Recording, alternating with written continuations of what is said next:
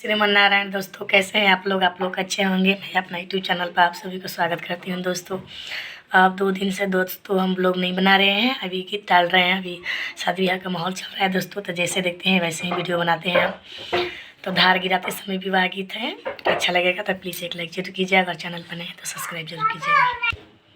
धरिया गिरावना कवन भैया बहिनी तोहार हई हो।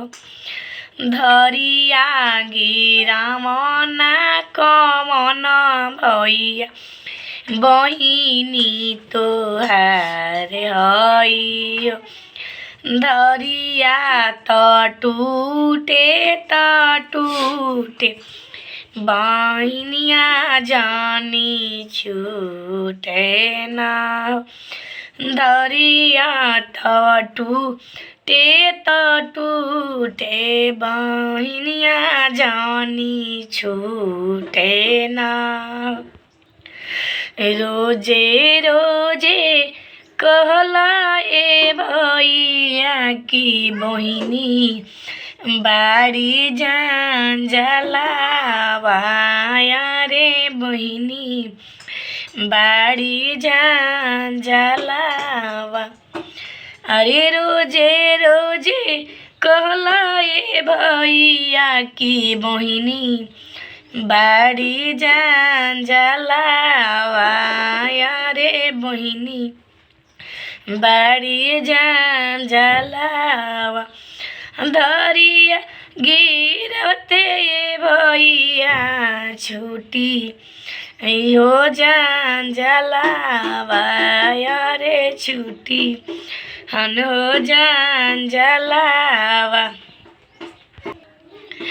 कन्यादान इसी में जब धार गिरते समय कन्यादान भी होता है। तो कन्यादान का बचपन से पोस के से आन कनिए पापा जी जंगिया बैठा के कन्या दान कनिए पापा जी जंगिया बैठा के कन्या दान कनिए पापा जी।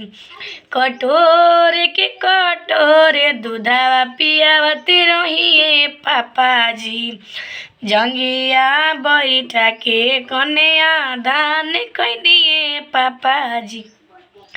भैया से अधिका दूल्हा अरे कनिए पापा जी जंगिया बैठा के कन्या दान कनिए पापा जी। खोआ मिठैया छुपा के देनिए पापा जी जंगिया बैठा के कन्या दान कनिए पापा जी। पापा पापा पुकारिला पापा ना बोलेला ना। पापा के बोला जोरी सेंदूरा बर डालेला ना। चाचा चाचा पुकारिला चाचा ना बोलेला ना।